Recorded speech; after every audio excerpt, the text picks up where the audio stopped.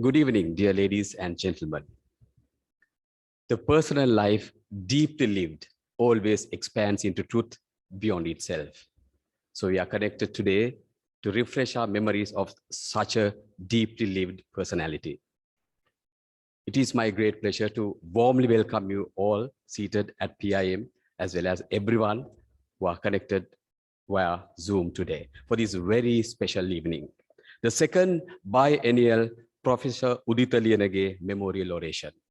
Ladies and gentlemen, let's rise for the national anthem.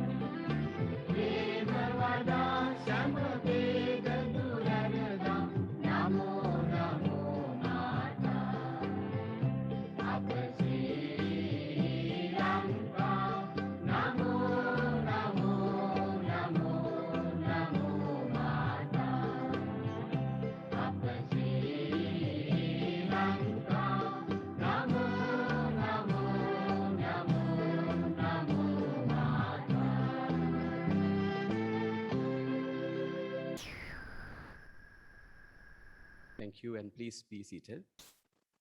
Ladies and gentlemen, we are pleased to commence the proceedings of the second biennial Professor Uditha Liyanage Memorial Oration. And in celebration of our marketing guru, who's most renowned in Sri Lanka.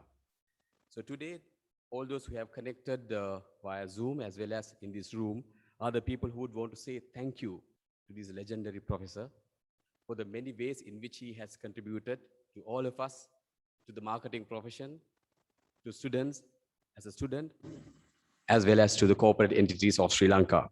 So may I invite Dr. Kalumgamage, Director, Postgraduate Institute of Management, to deliver the welcome address.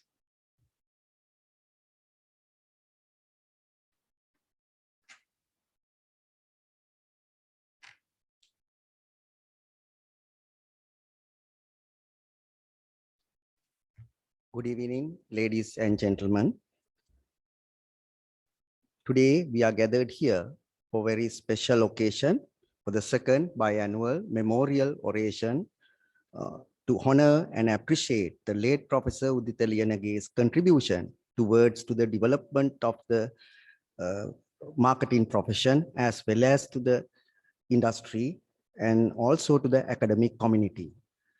This is the part of this series of memorial orations organized by the Postgraduate Institute of Management, PIM, in collaboration with all our partners, Chartered Institute of Marketing, SIM UK, and also the uh, Sri Lanka Institute of Marketing, SLIM. On behalf of all these three institutions, I am fortunate to stand here as the chairman of the Orations uh, Guidance Committee to welcome all of you to this momentous occasion to commemorate the marketing legend of our time. I am sure the impact he made into the field of marketing in specific and the field of management in general is tremendous. He was a he was a visionary leader and a great asset of this nation. On behalf of the Oration Organizing Committee, now let me warmly welcome Mrs. Sriyani Liyanage, Ms. Chaturi Liyanage, and the family members of the late Professor Uditha Liyanage for the second biannual memorial oration. With a great pleasure and honor, let me especially welcome Dr. Hans Vijay Surya, CEO of Telecommunication Asiata Group, who will be delivering the oration speech today.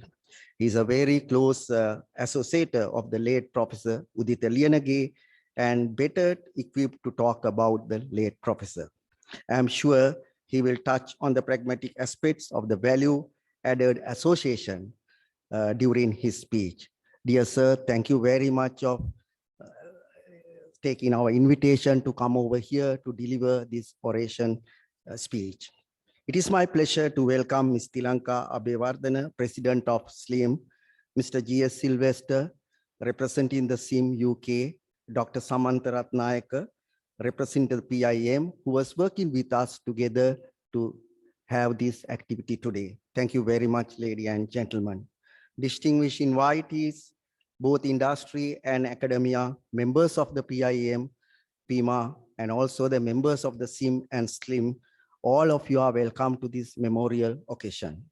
I also take this opportunity to welcome and say a big thank you to all my dear members of the Oration Guidance Committee and the Operations Committee who have worked very hard during the last 2 months to make this event happen today.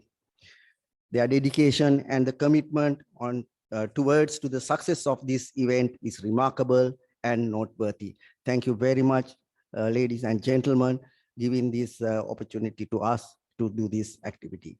Ladies and gentlemen, welcome all of you to the second biannual memorial oration of the late Professor Uditha Liyanage. No need to tell that the Professor Liyanage's departure is a significant loss to the PIM and other institutions, including the SIM and SLIM.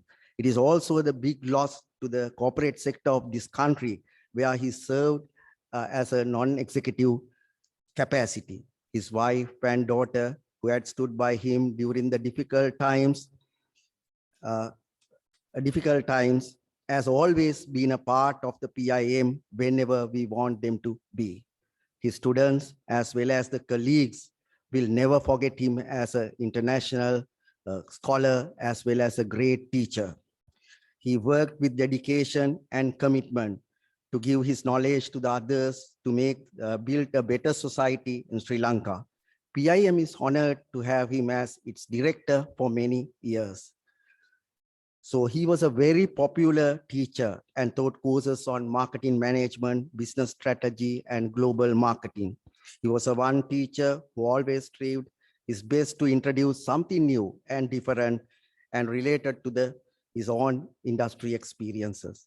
I had a privilege of reading and watching some of the professor's articles, presentations, and reports on branding, as well as strategic marketing and consumer behavior. Though I am not a marketer, I have learned a lot from his presentation. I am sure all of you would have benefited from his outstanding academic and professional work. Ladies and gentlemen, let's sit down and reflect on the work of our late Professor Uditha Liyanage and try to learn something new and do something different, as our professor always would like to wanted us to do so. Once again, before I conclude, a warm welcome to all of you connected with us now, and let us look forward a memorable event. Thank you very much.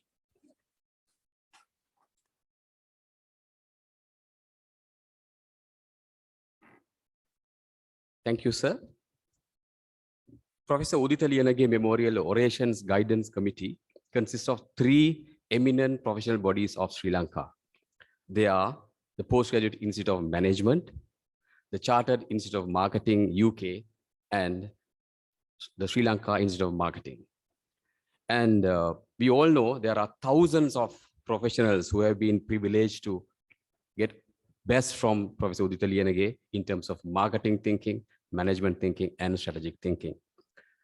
So among the many who would really want to make a thanking and a tribute to Professor Uditha Liyanage, in representing everyone who would want to make that tribute today, now we are going to witness Ms. Chathuri Liyanage, daughter of the late Professor, garlanding his portrait.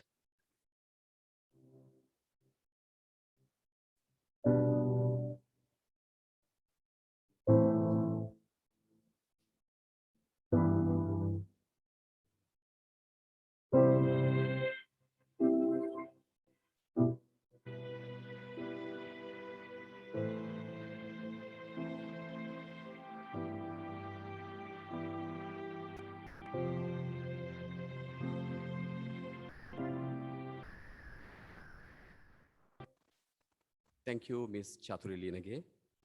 I'm sure we all would like to see the recap of the life of Professor Uditha Liyanage on the screen. So it's the right time to see a nice video material to see his life again.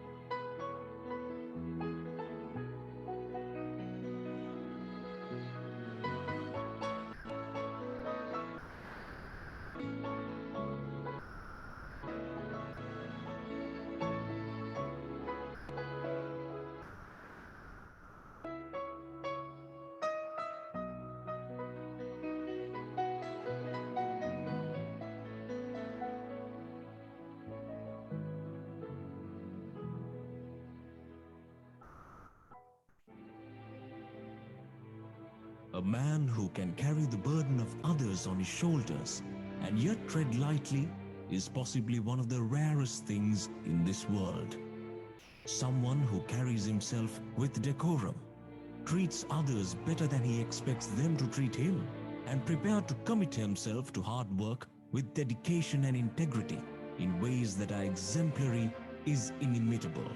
Professor Uditha Liyanage stood out as a visionary, a leader, and a guiding light in times of need, synergizing the fields of marketing and management and reaching the highest echelons as a professor of these disciplines and as a teacher of great life lessons. During his invaluable journey, his enormous contribution towards the marketing fraternity by being an integral part of the national body for marketing, SLIM, is unprecedented. He was the local genius to sit next to the global marketing guru, Philip Kotler, and reveal his own theories and viewpoint when SLIM facilitated Philip Kotler in Sri Lanka. He was the brain behind the concept mod tradi consumer, thus identifying a hybrid consumer living among the Sri Lankans. Above all, he was the advisor to the committee and panel of judges of SLIM Brand Excellence since 2007. He crafted and improved the criteria of the awards program, which was a practical way of brand management adopted by many organizations in real life. It is only fair that a person who has dedicated so much of his time and energy to a cause be given a farewell truly deserving of his greatness. Although his passing away ended a great story, he lives through his work and the many other success stories in which he has played a pivotal role. It is with heavy hearts that we wish Professor Uditha Liyanage a final farewell at this ceremony. We also wish good fortune to his family and friends in his absence. Thank you, Professor Uditha Liyanage, for showing us the way. You will remain a guiding light to all those who encountered you and etched you within their hearts. Let me congratulate the winners tonight. You've done well to be here tonight. Let me also congratulate the non-winners tonight, because you've done the only thing that matters in life. To embark on that vital, pivotal journey going from good to great.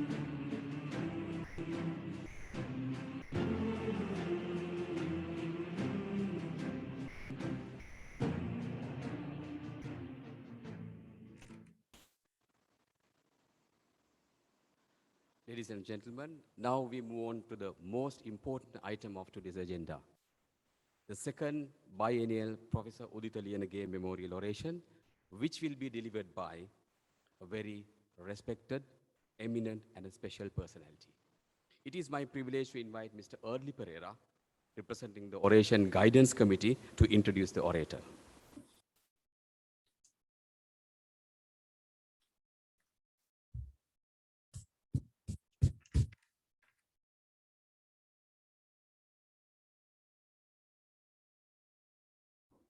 Good evening to all of you, Mrs. Liyanage, Mrs. Sriani Liyanage, Ms. Chaturi Liyanage, our respected orator, Dr. Hans Vijay Surya, Director of the PIM, Dr. Kalum Gamage, immediate past Director of the PIM, Professor Ajanta Dharmasiri, members of the members of the Oration Guidance Committee, Mr. Dhyan Siniratna, Mr. Deepal Suryarachi, members of the Oration Operations Committee, headed by PIMA Director, President, Mr.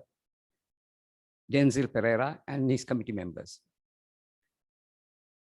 Ladies and gentlemen, we have amidst us one who has closely associated with Dr.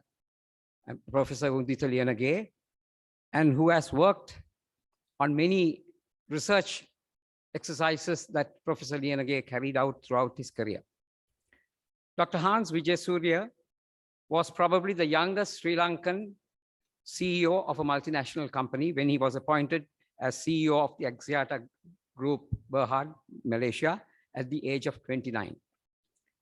He now serves this organization as the CEO, telecommunications business, and Group Executive Vice President in charge of Group Pan-Region telecommunication operations spanning the markets of Malaysia, Indonesia, Sri Lanka, Bangladesh, Nepal, and Cambodia.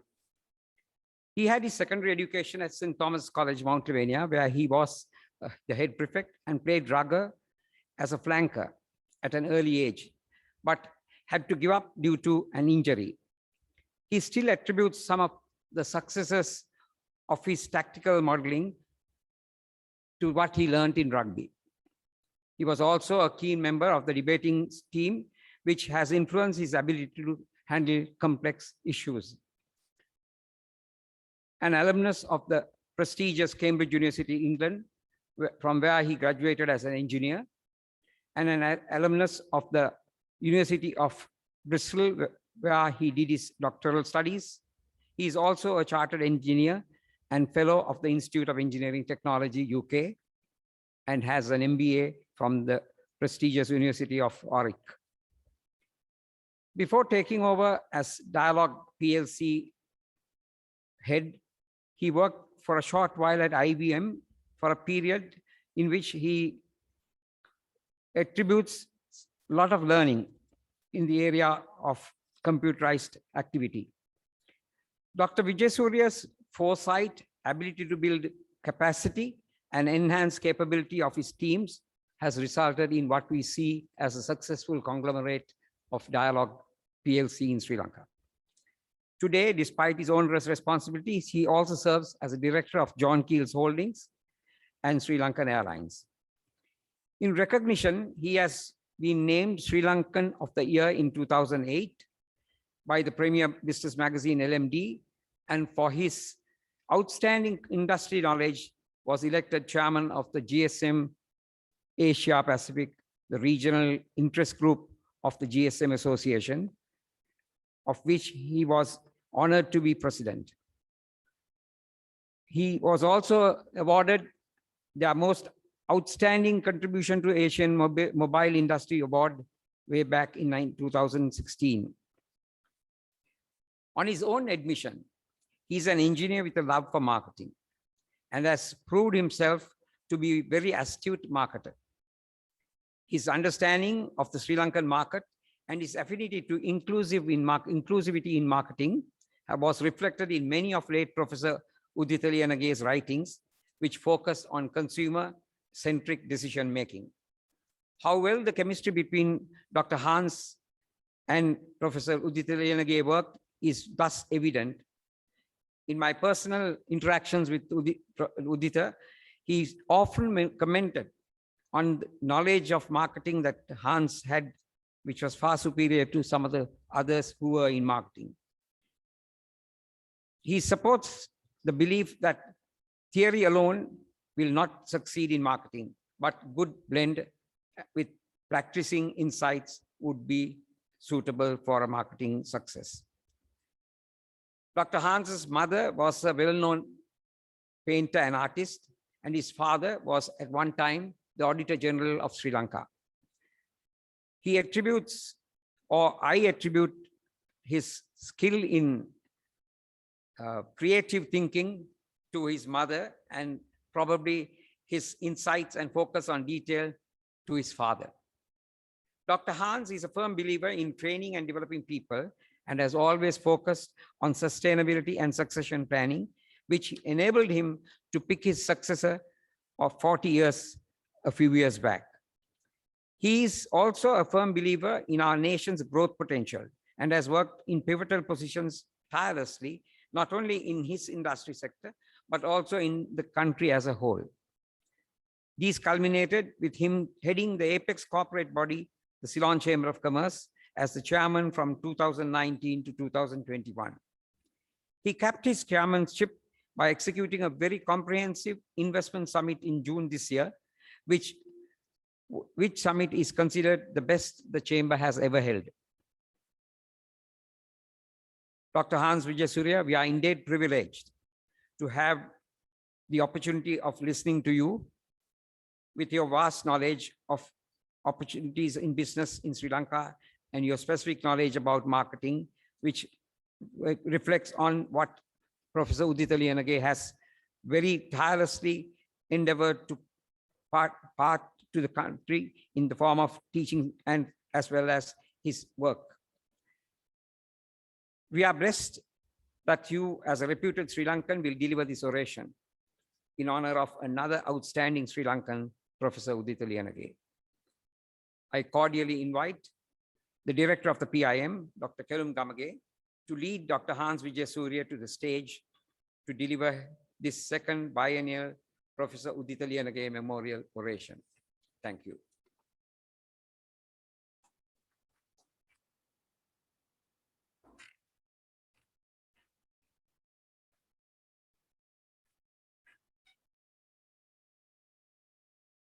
It is with great pleasure and honor we are seeing now Dr. Hans Wijesurya accepting the Special Orator's Medallion.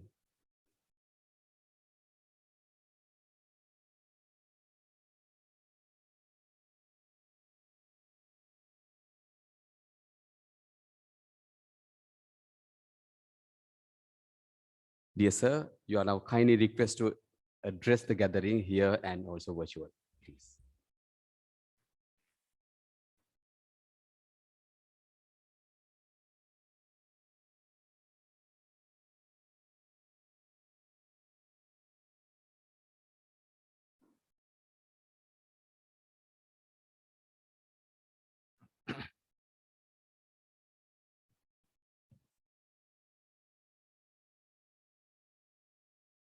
Dr.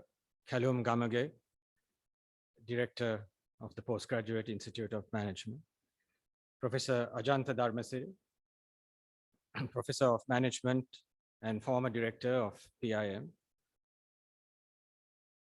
Mrs. Sriyani Liyanage, Ms. Chaturi Liyanage, Mr. Erdly Pereira, Mr. Dehan Senuratne, member of the Oration Governance Committee, Mr. Denzil Pereira, President of the PIM Alumni Association, Mr. G.S. Sylvester, representing CIM members in Sri Lanka. Ayubowan, and a very good evening, ladies and gentlemen. It's indeed a singular honor, and I stand humbled today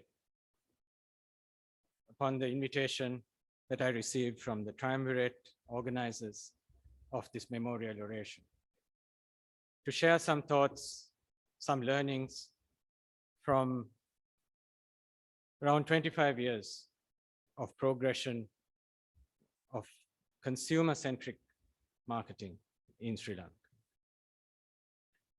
What I will talk about today may seem obvious, it may seem trivial to the august audience to whom I'm speaking today, all experts in marketing, which I'm not. Though Mr. Adli Pereira very kindly bestowed that honor on me, I certainly don't consider myself an expert in marketing. But maybe where I succeeded was in selecting and bringing together people with capabilities much greater than myself, who in concert as an orchestra were able to create a business in Sri Lanka, which has taught me many lessons. And what I shared with you today are some of those lessons, not necessarily in coherent sequence, but a set of lessons which might, when put together, give us some meaning and some ambition, not only for the present, but also for the future. Many of the ideas which I will talk about have been debated, discussed with Professor Uditha Liyanage over the years. And it was an equally humbling experience to be in his company and to bounce these ideas from time to time. It was also an honor for me to join him on several occasions to share thoughts and engage with the students of PIM. And that I treasure as both a memory and as a learning. Today, I intend to talk about inclusion, a much favorite topic of mine, but also of Professor Uditha Liyanage. And in particular, I want to try and bring together the nexus of inclusion and value creation. On one hand, that warm feeling of including, of plurality, of equity, of social empowerment. And on the other hand, the hard-nosed concept of value creation in business. I believe the best way to introduce the concept of inclusion is to think about the opposite, and that is exclusion. And I believe the exclusion formula can be summed up in a few words, as in making opportunities and products and services available to those who can afford. In contrast to this, where you're making opportunity available to those who can afford. In contrast to this, the philosophy of inclusion is the converse of those very words, that very sentence, making the opportunity to experience available and affordable to as many as possible. These are lines which the team and myself thought through together some 25 years ago, and scribbled down, debated, and used as foundations for the structure and construct of the business. There are also lines and concepts which many of the PIM students who are now business leaders would have seen before, because these very lines are those which I would have discussed with them. And I have taken the liberty of echoing and repeating, because I think that is where the learning has come from. So the reality with respect to dialogue, and let me switch back to the dialogue story for a short while, and I'll come back to it at the end, just to tie the pieces together. The reality at that time, in 1997, when I took over as CEO, very inexperienced, and given the task of leading dialogue, the fourth entrant, the last entrant, and number 4 mobile provider in the country.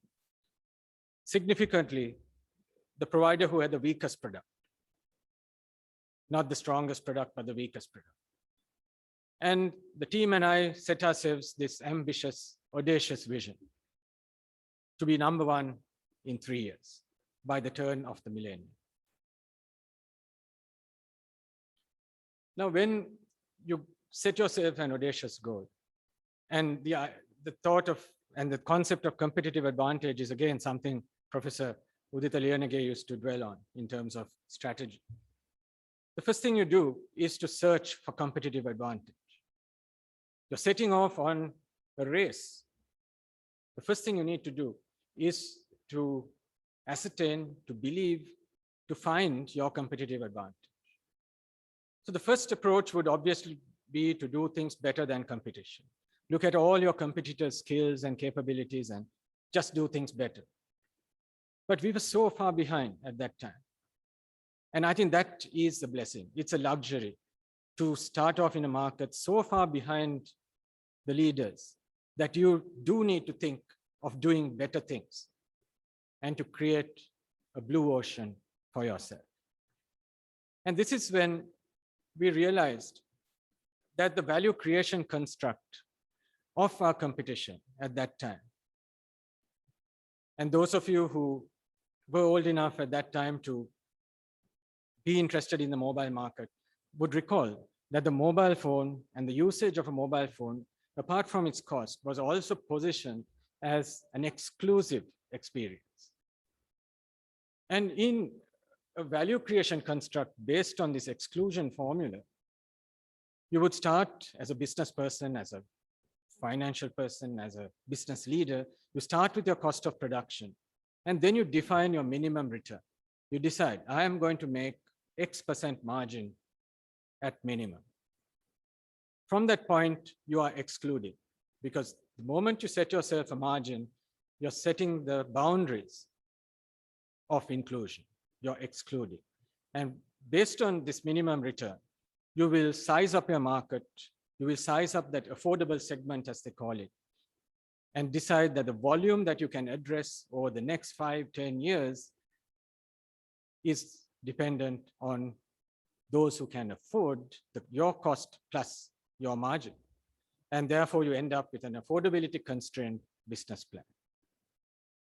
And in a sense, it also is constrained by your own belief about productivity, efficiency, and your internal capability to reduce costs. So in searching to do better things, not copy the competitor, but to look for a better way, a better set of things to do and excel in, we asked ourselves that fundamental question, which I ask myself even today on a very regular basis in whatever business I may be addressing at that point. What business are we in? That shakes your foundations, it shakes your fundamentals, because you're questioning the one reality that you should be assuming is fixed. You should know what your business is. But if you question even that, then it opens your mind to who your competitors really are and to what your real resources are.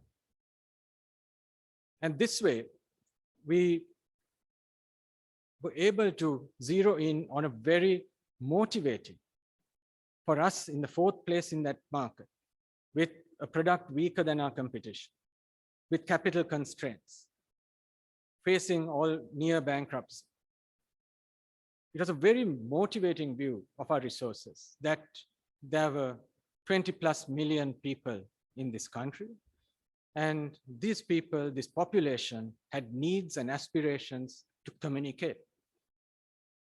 They had a desire and a love to speak.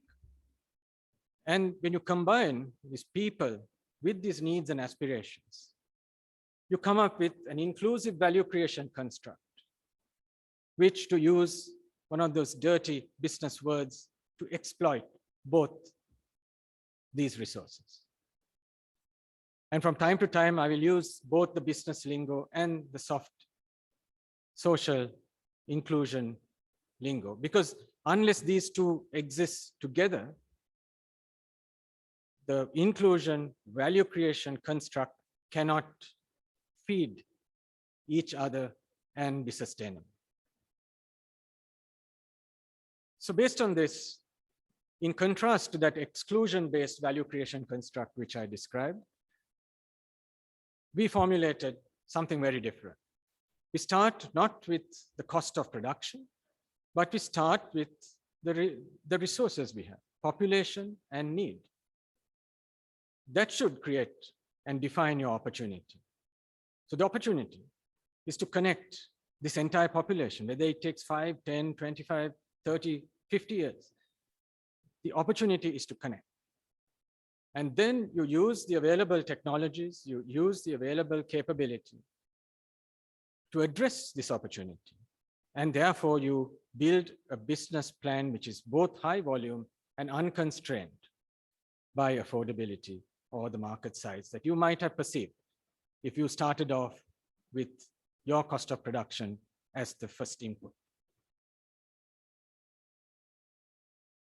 And then when we returned to this question of the business we are in, having conducted informal as well as formal market research, chatting to people across this beautiful country, from across students, service personnel, businessmen, CEOs, children, mothers, from the north, from the east, from the south.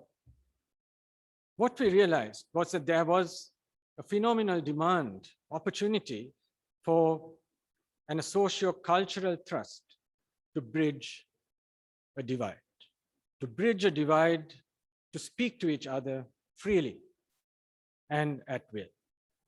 And we realized that the bigger mission here was, at least in our area of business, that we couldn't do it for every sphere of life, but at least in our sphere of business, that the real mission in front of us, the real opportunity, was the business of delivering equality in communication, in connectivity, and thereby to bridge an existing divide, to give wing to aspirations that people have, making a difference in their life and enabling a platform for equality. And I still remember through those focus groups, when asked, a trader on the street, university student, who had no hope of owning a mobile phone at that time, when asked that simple question, would you like to use this? The answer was a passionate yes. And that's all you really need, because that is aspiration and desire and need. Add it to population, multiplied by population, and you have the definition of your business. So we had the market choices, just to sum up, between being exclusive, to define a market narrowly based on profit targets, to harvest it at saturation, and create value through product variations, if at all. Or to define this market wide and deep to maximize new adopters, first-time users, people who had never seen or heard of the product that we were bringing to market, and create value through rapid volume growth. The answer is obvious, and the rest is history. But we did write down at that point a hypothesis that went beyond our immediate context, that those who deploy technology in South Asian or developing country markets should adopt an inclusive philosophy, not to succeed and be champions, but to survive. And ladies and gentlemen, why this word survive is there was because that was our primary thought at the time. Yes, we had a vision of being number one, but our first objective was to survive. And even to survive, you need to be inclusive, in my belief. So flipping back to the theory and construct of inclusion, leaving aside that dialogue story for a while, and thinking beyond the fairly obvious dimension of affordability, we need to also satisfy several other dimensions in order to create a construct of inclusion. Availability, fairly obvious. The immediacy and reach of the product. Applicability or relevance. What you're supplying to the market, to the consumer, needs to be relevant. Importantly, affinity. And this is something linked to feelings, to trust, to aspiration. What this product, the service, the meaning of what is put before the Sri Lankan consumer, that it has a cultural connect in some way. Could be through brand, it could be through personalization, it could be through experience, or it could be something far more fundamental. And this is where, flipping back to that first of the 4 A's, affordability. Another lesson I learned from very simple phenomena in the market at that time, in a sphere nothing to do with communications, the sachet. The sachet of coffee, the Nescafe sachet, the sachet of shampoo, the Sunsilk sachet, just to give a few examples. At the beginning of this journey, I didn't even stop to think of what this sachet represented. Because to me, at that time, I used to travel abroad occasionally. I used to see these sachets in the hotel room. And I assumed that the utility of this sachet was to enable the hotel to give out coffee free of charge to its clientele without having to break open a bottle of coffee each time. And subsequently, I started carrying some coffee in sachets myself. Because being somewhat of a coffee addict, I needed coffee at short notice. And the utility to me was simply convenience. But the utility, I later realized, the utility to someone in a rural village in Sri Lanka of being able to buy Nescafe, that premium aspirational brand, and to serve it to his most honored guests or her most honored guests. The utility was joy, because that family could not afford a bottle of Nescafe, but they could afford the sachet. So how this sachet is perceived would vary across socioeconomic segments. And the same goes for Sunsilk. And I'll come back to that shortly. But why a sachet? It's that when you understand the Sri Lankan consumer, or for that matter, any emerging market consumer, and I dare say over 25 years, I would even go as far as to say any consumer, because consumers are becoming far more rational and far more fine and sharp in their thinking about these concepts. Not making commitments. Broadly, a no commitment cycle. Consumers are moving away, and at that time, 25 years ago, the context for our industry was postpaid and prepaid. Postpaid had commitments, prepaid did not have. Affinity to cash and liquidity. Investment bankers today value companies based on cash flows, discounted cash flows. But our Mudalalis valued business opportunities by cash flow 25, 50 years ago. They would go for something which reduced the gap in time between payment and consumption. And our consumers also would value a product which is presented in a form where the gap in time between paying for it and consuming it is minimized. And the variability in cost relative to volume, quality, and spend per period. Meaning that the consumer wants to be empowered and given the choice to use as little as he or she wishes, at a quality which he or she determines according to his or her wallet, and the amount of money they would have to spend for a week or a month or a fortnight and so on. So I believe the concept of the sachet is central to the concept of inclusion. More on the Sri Lankan consumer, and again, one of Professor Uditha Liyanage's favorite topics. And this kind of overlaps with his work on the hybrid consumer. But here I have actually split the hybrid consumer. And I believe that in most emerging markets, and certainly in Sri Lanka, you have this top of the pyramid, which is a slow growth segment. It's homogeneous, it's cosmopolitan. The same individuals could equally well be walking along a street in Paris or London. And they have high-end tastes, and they're influenced by global trends.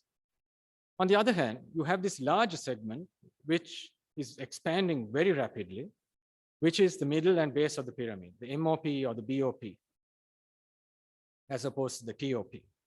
This is a high growth segment, heterogeneous and mass market in nature. And this is a customer space duality, which will pervade structural and behavioral dimensions of what we would see as an inclusion opportunity. The small eyeball and the mass around. And here comes the concept of value adaptation. Another learning that the team and I worked through at the early stages as an affordability innovation strategy. So you start with your core product, and let's first explore the obvious. You enhance that product, you value add to it, you have features, options, and you cater to broadly the tip of that iceberg, the eyeball in the eye of the consumer, and address the high spend, high functionality, and aspirational positioning, which the exclusive consumers would require. But at the same time, if you are following an inclusive construct, you take the same product and you engineer a restricted version of it. And this we call value adaptation, not addition. And you adapt the value to enable low spend consumers to also experience that very same product at a lower entry point. But over time, this segment will upgrade in line with affordability, in line with prioritization of their spending needs and their movement in the share of wallet. So take that example, that the user of that Sunsilk sachet as a restricted or value adapted product will over time, when he or she begins to earn more, put more priority on personal hygiene or on personal products, upgrade to the bigger bottle, the larger bottle. And the same could happen to Nestle. Now, whether those sachets were made for the reason I described in terms of giving joy and giving aspiration, we don't know. They could well have been made purely to tease consumers into upgrading over time. But let's not conclude on that. The end result is that these are inclusive products. But something to remember, and an important concept here, is inclusion should not be confused with budget X. It's not just selling to the BOP. It's not creating an inferior biscuit for the bottom of the pyramid. What is important in inclusion is that you address the TOP, the MOP, and the BOP at the same time with different degrees of value adaptation. And you create a bridge which enables people to talk, to communicate, to appreciate the same brand, to appreciate and aspire to the same feelings, to be empathetic for each other across this socioeconomic pyramid, and to co-create business. So there's a very large difference between selling a budget product to the bottom of the pyramid and selling the same product with a lot of engineering, care, and effort to make the same product relevant, affordable, available, and culturally aligned to all segments of society. And taking that thought a little further, there therefore should be no poor man brands. So I think the time is past when you would or should segment the market, as I have shown here on the left, where you use SEC or socioeconomic category-based segmentation. But if you're segmenting, you need to segment based on lifestyle or stage and build brands which are TOP to BOP inclusive. And look at the world around us. The biggest brands in the world today are monolithic. There's no Facebook for the rich and Facebook for the poor. Monolithic. There's no dialogue for the rich and dialogue for the poor. It's monolithic. So, inclusion, powerful, beautiful concept, a simple construct. Now, how do we create value? Which is a business fundamental. No CEO will last for too long, inclusion or exclusion aside, if value is not developed, if value is not created. And this is where there is a lot of science, product and business engineering in order to translate the simple construct of inclusion with the power it has into business value creation. This would differ from industry to industry, but very broadly, one fundamental is around service fragmentation or product fragmentation or concept fragmentation to the smallest unit of production. You need to start thinking about, in our industry, every minute and every gigabyte. In a manufacturing industry, to the smallest unit of production. In a consumer product industry, to that smallest sachet, the smallest piece. And therefore, once you start fragmenting, you then need to work on the cost structure, to variabilize your cost structure, meaning that you make your costs as proportional as possible to the volumes. A linear relationship with minimum overhead. Therefore, you must eliminate the minimum spend that you're enforcing on your consumer. You must reduce the minimum cost of adopting your service, and you have to eliminate underutilization. Because if you have underutilized capacity in your factory or your network or in your service proposition, your overheads would be higher per unit. And therefore, successful inclusive businesses run very close to their capacity, but with the agility to increase very rapidly. Financial KPIs, likewise. The inclusion enabling formulation will push you towards worrying about absolutes versus margins. Remember, right at the beginning, when I mentioned that the exclusion formula applies a margin to your cost. Let's not think of margin. Let's think of absolute profit per unit. If you focus on absolute profit per unit and then multiply it by the maximum possible volume, that surely is more important because your absolute return would be much higher than a margin percentage. But at a unit level, at that single biscuit or single gigabyte or single minute or sachet of something, per unit margins, cost versus revenue. But how small can you make that unit?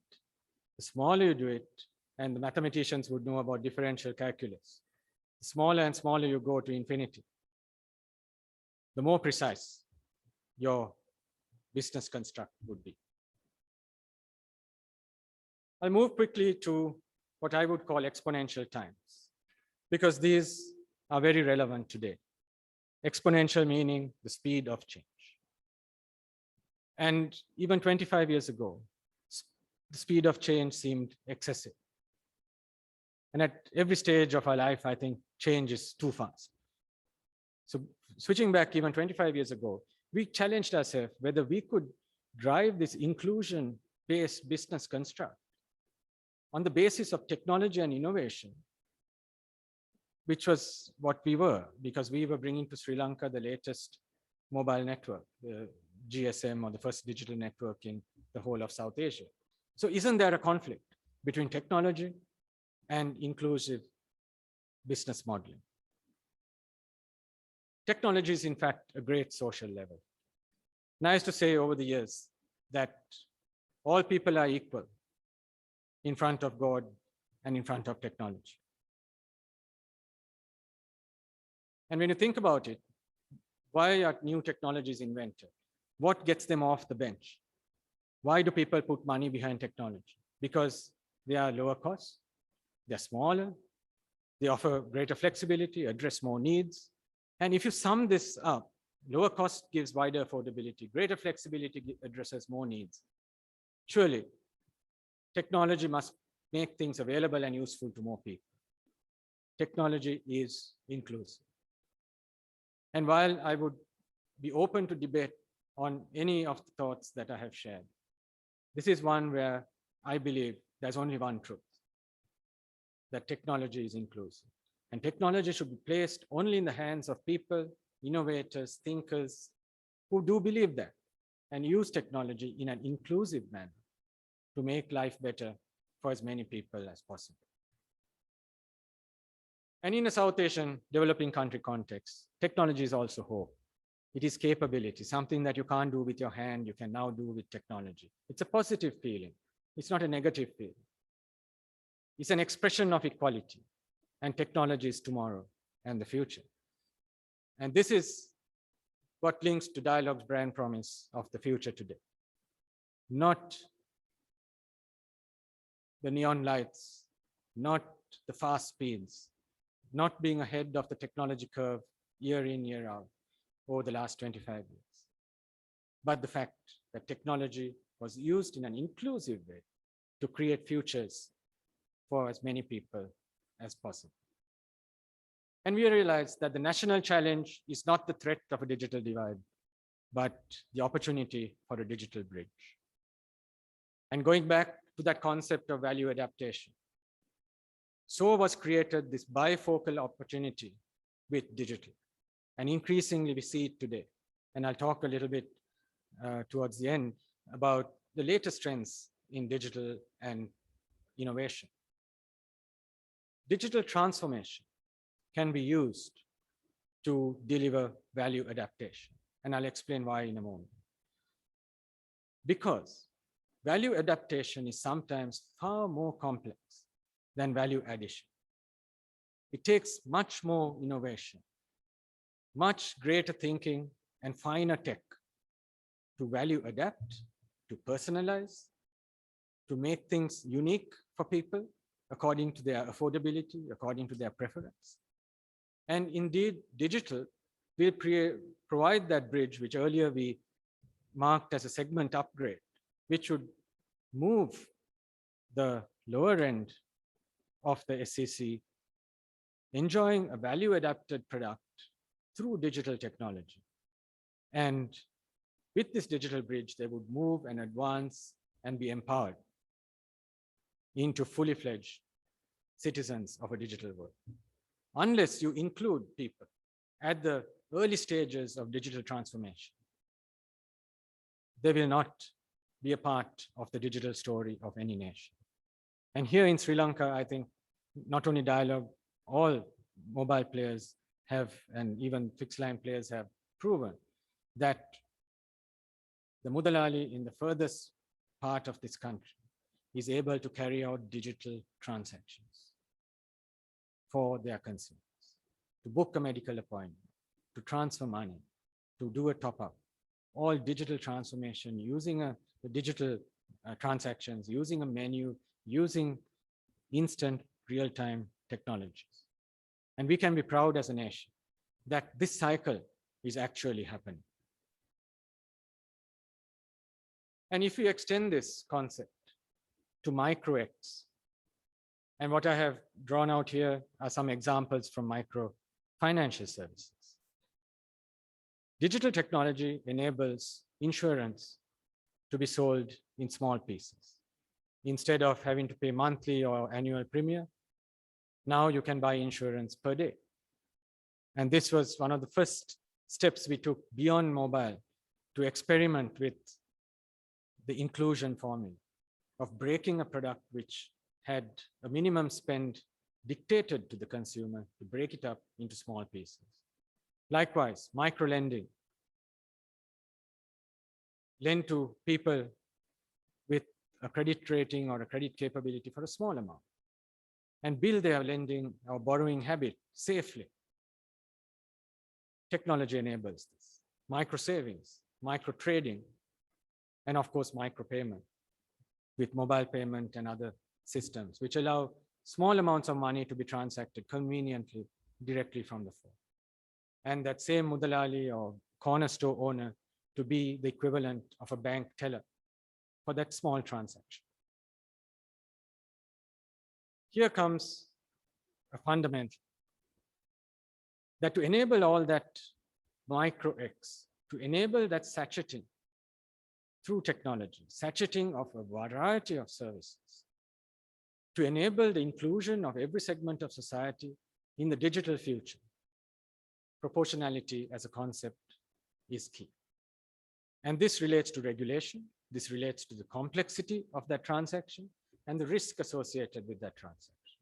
So the call out here is that not only do businesses need to innovate to create inclusive business constructs and to include all segments of society, but regulators also need to enable a risk proportional regulatory environment so that the regulatory restrictions and conditions that are placed on a 10 rupee transfer across the country in a flash of a second, or even 1,000 rupee transfer from the furthest part of Sri Lanka to the city, or vice versa, or the payment of a micro insurance policy at 5 rupees a day. The regulation of those services should be not as cumbersome as the regulation on complex million rupee transactions. So everybody needs to think innovatively and think inclusively. And extending this, once you have this digital bridge in place, once you have proportional regulation, you can think of commerce, payments, education, information, e-government, market access, stock trading. Think of any service which is digital. There will be a way through innovation and proportional regulation to make it available, affordable, relevant, and culturally aligned to the poorest segments of the country. We're talking there about the Millennium Development Goals. We're talking about socio-economic development. But if we are to effect a radical shift in socio-economic development, a quantum shift, then we need to exploit a discontinuity and to do that with inclusive impact. So what is the discontinuity around the corner? It's the next wave of exponential change.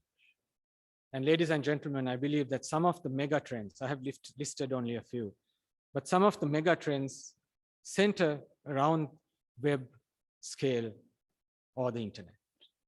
The scalability which the internet provides, both the scalability and the fragmentation, because the internet is able to reach an individual with the same efficacy as it can reach an enterprise, as it can reach a whole ecosystem of players within a certain industry.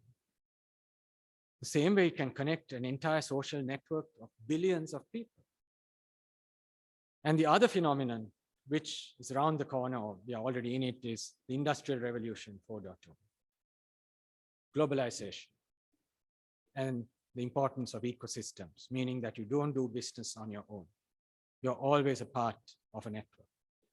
And the scalability of the internet and the web, the term web scale, meaning can you multiply whatever you're doing by millions and billions, are important concepts which we need to internalize if we are to win in this digital age. On the inclusion angle, what these megatrends deliver are economies without scale, so that tech, in fact, eliminates size and scale disadvantages normally burdensome on small entities, on individuals, on small traders. The internet has made it possible for a small trader to compete head-on with an enterprise. And that is what economies without scale mean. Likewise, competitiveness has been redefined. How you build competitive advantage today is not by size, not by bullying your competition, but by making smart partnerships and connecting smart across this inclusive environment called the internet. With respect to IR4, it's important to trace through the various revolutions of technology to see whether there are some learnings based on which we don't repeat the mistakes of the past. The first industrial revolution or mechanization, the steam engine and the steam maritime travel using steamboat. Second industrial revolution in the 19th century, mass production and electrification. The third industrial revolution, the mid-20th century, computers, automation, networks, all the way to a few years ago. And now, Industrial Revolution 4.0, cyber physical systems. Let's take a minute to ponder on how these industrial revolutions aided or opposed inclusion. The first two created major divides across the globe, resulted in huge rich-poor divides at national level and within nations as well, resulted in colonization, in dominance, and created a very fractured world. Industrial Revolution 3 also went down that same road, and we would all remember the term digital divide, because computers and automation were just like their predecessors in Industrial Revolution 1 and 2, dividing the world as opposed to bringing people together. And I believe it was only the last phase of Industrial Revolution 3.0 where the computer transformed into a mobile phone. And the mobile phone became available and affordable to billions of people. And that is where I must qualify that whatever I have spoken to you about was also done across the world. In Asia, Sri Lanka was ahead. But these are phenomena which people realized over time, and the whole world moved in that direction. So today we have the cyber-physical systems before us. What are we going to do with these systems? Are we going to drive inclusion, or are we going to allow exclusion and the fracturing of the global landscape? It's an opportunity and a threat, because technologies engender divides between adopters and laggards. Those who are late can get left behind. And therefore, if you embrace, you can elevate your productivity and competitiveness. And if you are a laggard, it will deplete your competitive advantage. IR 4.0 has many amazing technologies. The Internet of Things, basically sensors, artificial intelligence, robotics, blockchain technologies, which are distributed, vastly distributed, massively distributed computing networks, 5G, the cloud. As a technologist, I would name all these as being inclusive. But I would qualify that statement by saying it depends on who uses them and how these technologies are used. And therefore, I would put into the 4 A's of inclusion a 5th A, and that is amplification. That whoever has these technologies in their hand, who is fortunate enough to have access, that they must think, in addition to the 4 A's, also, how am I going to amplify the impact and the magnitude of the impact of this technology through web scale, meaning millions and billions, so that the world becomes advanced together. Because the outcome of exclusion is division. And I don't need to remind you about this. The digital divide, access asymmetries, wealth gradients, and opportunity gradients. And with the 4th IR and 5G, there is a marked difference to all the other industrial revolutions prior. And that is that while many of the others, especially Industrial Revolution 3.0 and the mobile phone, where they touched consumers, IR 4.0, very much like the first and the second industrial revolutions, are going to touch industry. They're going to move the lever of wireless technology to the very epicenter of national economies and their global competitiveness. In short, what I'm trying to say is that if a country is late in using these IR4 technologies within their industries and services, manufacturing and service industries, they would be globally behind. Just like the adopters of the steam engine were left behind, not for any fault of their own, but due to imperialism.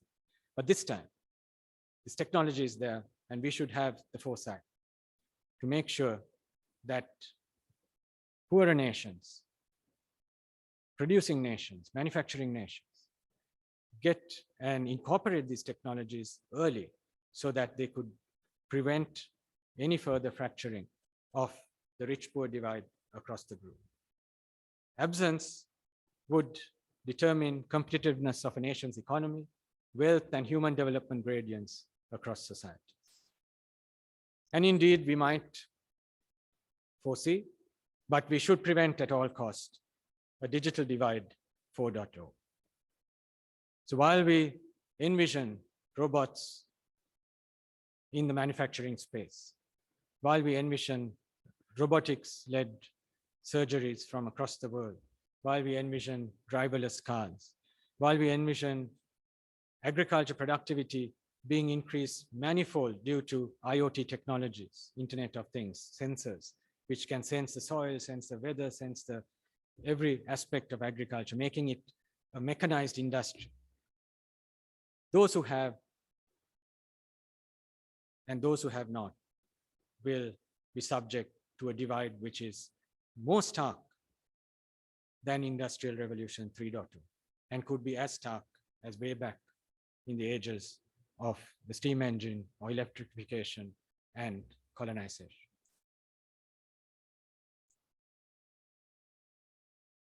On the brighter side, if I just look at wireless connectivity, global studies showed that making wireless connectivity, meaning mobile, inclusive, available, affordable to everyone in the population, delivered a 4x multiplier on the investment in terms of end user surplus.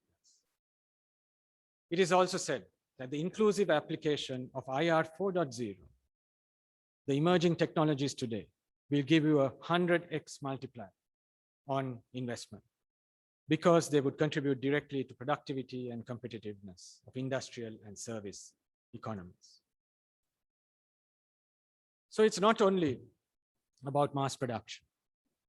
Think about consumer choice and what I would call inclusion 4.0, which is based on these advancing technologies.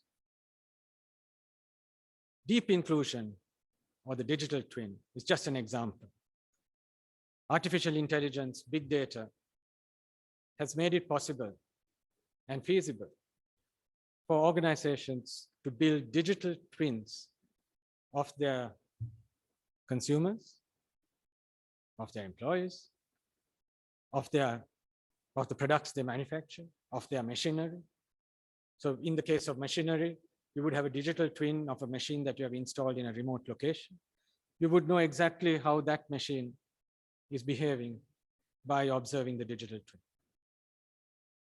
So it's a powerful concept that these fourth IR technologies will enable you remotely to engage. And likewise, you could do hyper-personalization or micro-personalization of your products to the poorest of your consumers. And that I would call inclusion 4.2, because it's not about saying, here is a product, it's cheap, but no choice. You have to buy this without any personalization. These technologies will give you the power to personalize in the most inclusive degree possible. So over 25 years, the context of inclusion has expanded. We started thinking about making the opportunity to consume affordable and available to as many people as possible. Move to experience, to participation, the opportunity to influence outcomes, to build, to own, and all the way to creating economic value. And today, inclusion is a powerful word, much used. And that's why when I chose this topic, I wondered whether I was talking about something which was so obvious. And indeed, the concept of inclusion goes well beyond products. And it goes to the enterprise level in terms of, are you inclusive in your talent development, growth, scale, profitability, ecosystems, the diversity of your ecosystem, the scale and the impact, and the national socio-economic. How do you drive competitiveness, GDP, consumer surplus, the multiplier I mentioned through inclusion? How do you reduce your Gini coefficient, the rich-poor gap? How do you improve your human development indices through inclusion? So this word inclusion is, and the sphere through which it can create value is now phenomenal. But the beginnings were very simple. And over time, it has also moved into employment, shareholding, beneficiaries, geographic and demographic outreach. And indeed, the impact of inclusion can be all pervading. We talked about sales growth of mass market business models. We talked about examples of how do you create business value.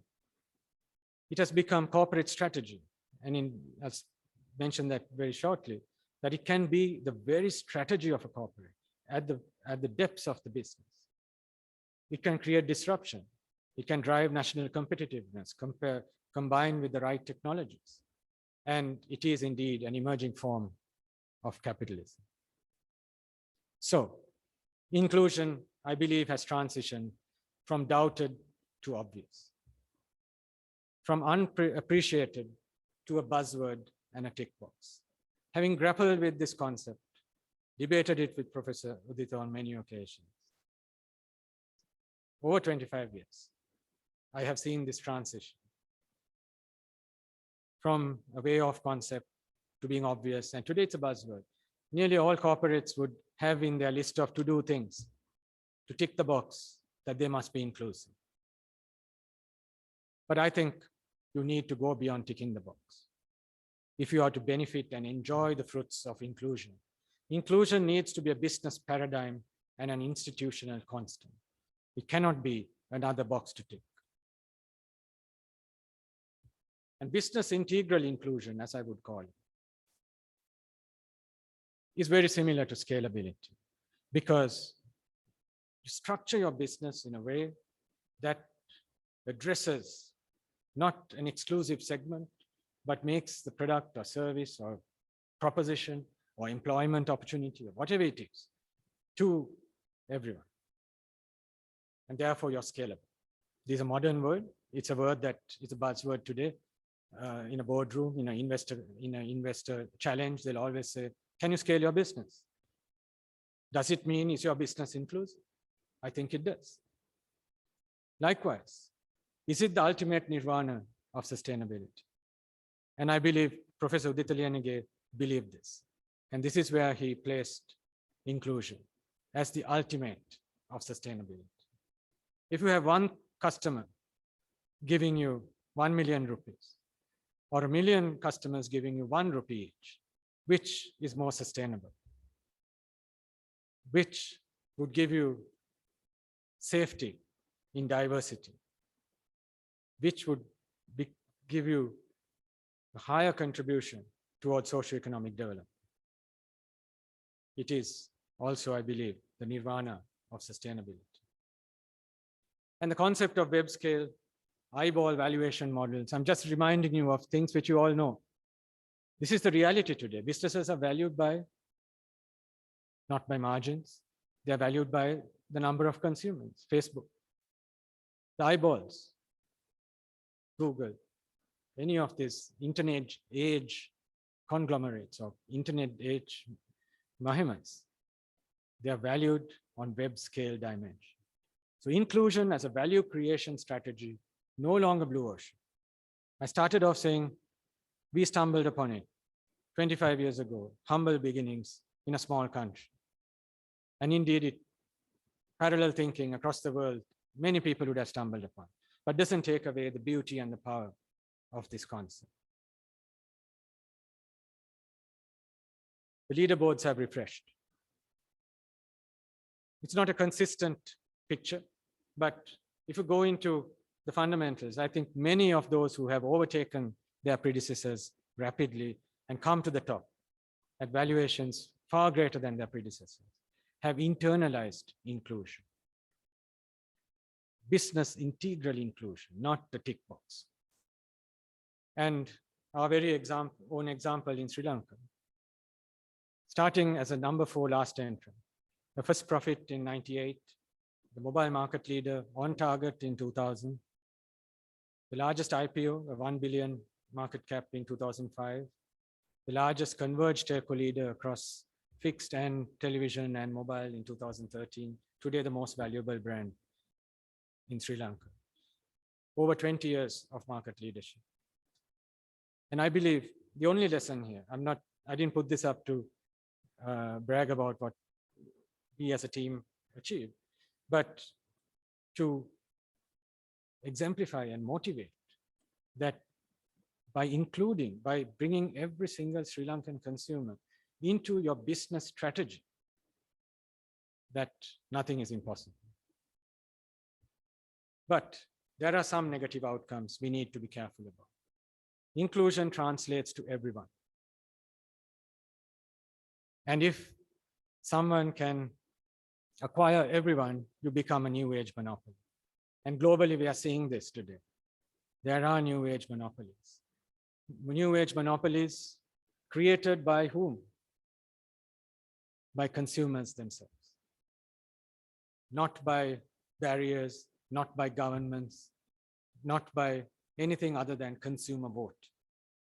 And consumers have created. And that's one aspect to be careful about. Unbridled consumption. Also, whether the consumption that is being created is sustainable.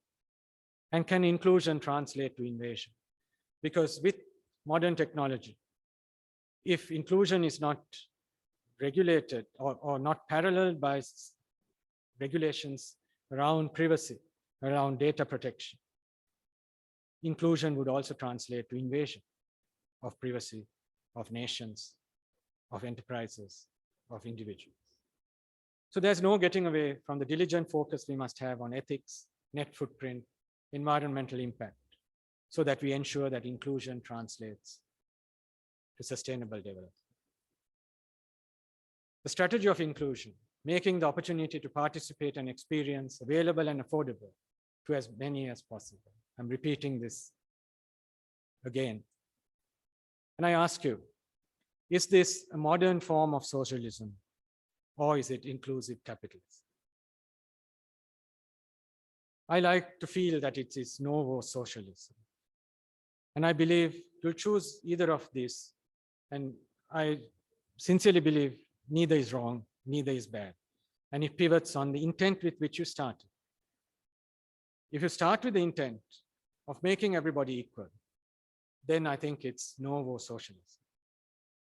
If you use the most modern tools to make everybody equal and progress everybody to the highest platform possible, it is novo socialism. But if you start with the objective of capital growth alone, but quickly realize or soon realize that the only route to capital growth and sustainable capital growth is business integral inclusion, then we have inclusive capitalism. I believe both have the same credibility, the same heart, and are equally laudable. And in fact, the World Economic Forum has spelled out stakeholder capitalism, which eliminates the contradiction between capital growth and outreach, availability, capital growth and social and environmental development outcomes, sustainability, capital growth and plural impact, inclusion. And this is, I think, synonymous with inclusive capitalism. So we have come a long way. The World Economic Forum has defined the new era of capitalism as being stakeholder capitalism or inclusive capitalism. From a faint concept believed by few decades ago. And if you look at our very nation, the Democratic Socialist Republic of Sri Lanka, look at those powerful words. Equality is democracy. Inclusion, socialism. And I believe embedded in this Democratic Socialist Republic of Sri Lanka has to be a firm commitment to inclusion. And therefore, I might ask, indeed, is inclusion a fundamental right? Can someone say, I have a right? Can a small business say, I have a right to be included in the plans of the nation, of the enterprise, of the individual? And you must really understand, and why I'm going there, taking a slightly socio-political twist to this topic because it has gone through so many phases, is that when inclusion is deficit, you will find disparity. And where there's disparity, you will find exploitatory politics. Because when there are haves and have-nots, the promise of equality is cheap, and the promise of equality and inclusion can deceive. And gives rise to patronage, which we all complain about in the business world, and selective inclusion. It will ultimately result in instability and disharmony. So the business world must ensure, without complaining about patronage, about politics, about dysfunctional systems, the business world has a lot to do. Because if we play our part in having inclusion at the heart of our business, at the heart of our value creation construct, I believe we'll eliminate these deficits. And if you eliminate these deficits, the room for politics or any other form of disruption to norms, to stability and harmony and love for each other will be eliminated.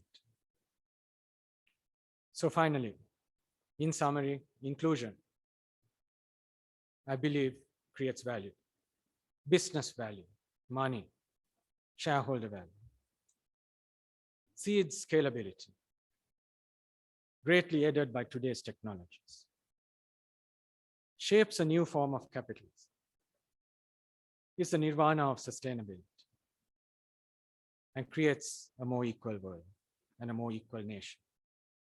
And I believe that the business world has all the tools to make this happen.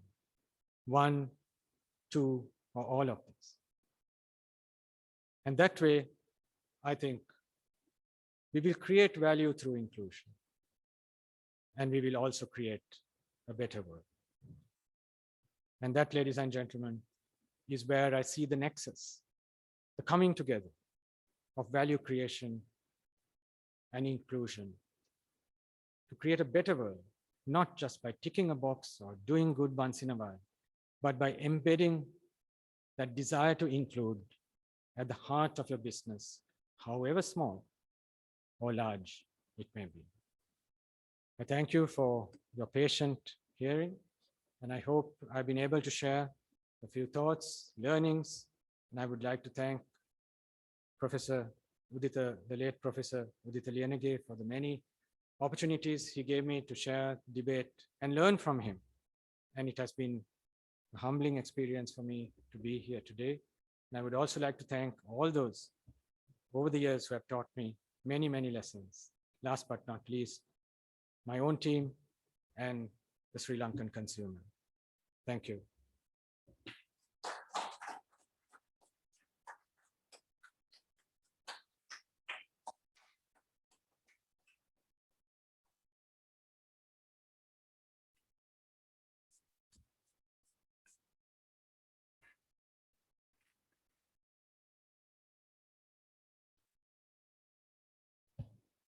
Ladies and gentlemen, the power of an inclusion-based business construct and the beauty of a journey of a value creation through inclusion. Dear Dr. Hans J. Surya, thank you so much for that inspirational and very thought-provoking oration for us. And I'm sure everyone who are connected would agree with me that was so sharp and it was very thought-provoking as well as it was very convincing. And please allow me to say that when I was listening to your oration, I suddenly went back to those fascinating memories of evening marketing lectures at PIM, listening to Professor Uditha Liyanage. So we got that same feeling that we were used to get as students. Thank you so much for that.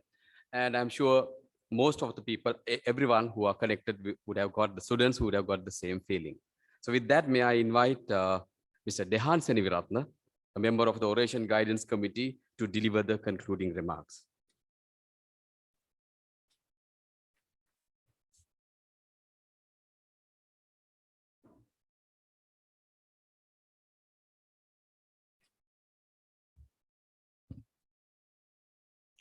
Ladies and gentlemen, today, 10th of August, as we commemorate the 6th death anniversary of the late Professor Uditha Liyanage, as the organizing committee, we feel privileged to have been able to hold the second biennial Professor Uditha Liyanage Memorial Oration.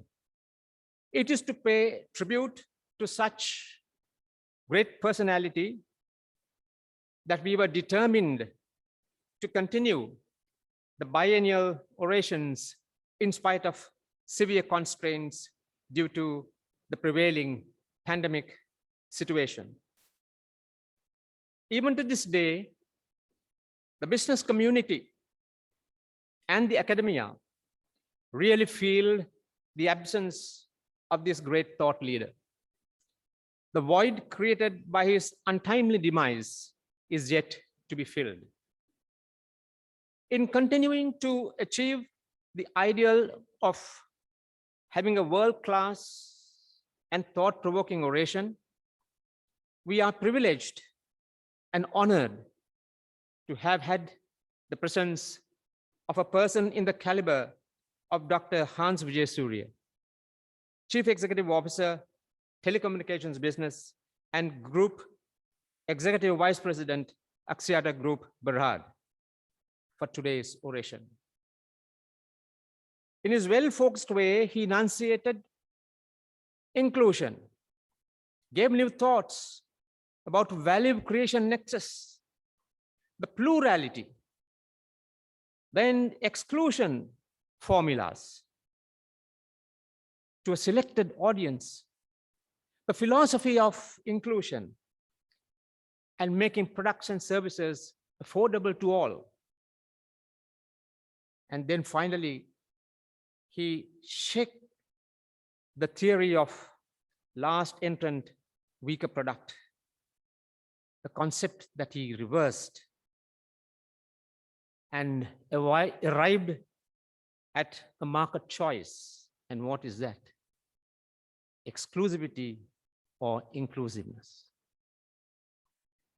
So with that, Dr. Vijayasurya, you open the floodgates for our thoughts, ideas, and feelings, and we are challenging ourselves. Look at this differently, for goodness sake. So that's what you told us at the end of the day. The strategic thinking and the ability to see the evolving market and identifying opportunities, as seen in the oration, are the areas that were very close to the heart of the late Professor Liyanage. We are also blessed to have come under his influence, and these biennial memorial orations will keep alive his memory for many years to come. Mrs. Sriyani Liyanage and daughter Chaturi convey their heartfelt gratitude and sincere thanks to the orator, Dr. Vijayasurya, and to all the participants who joined this event through the Zoom link. May the soul of the late Professor Liyanage receive divine blessings. Stay safe. Good night.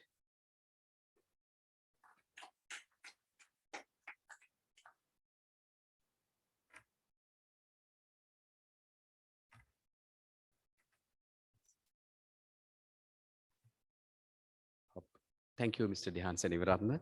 And ladies and gentlemen, with that, we conclude the second biennial Professor Uditha Liyanage Memorial Oration. And the oration delivered by Dr. Hans Vijayasurya will be made available as a printed booklet for all those who have registered, and also as a recording that will be available on the websites of PIM, CIM, and SLIM websites. So I wish you all a safe future, and thank you and good night.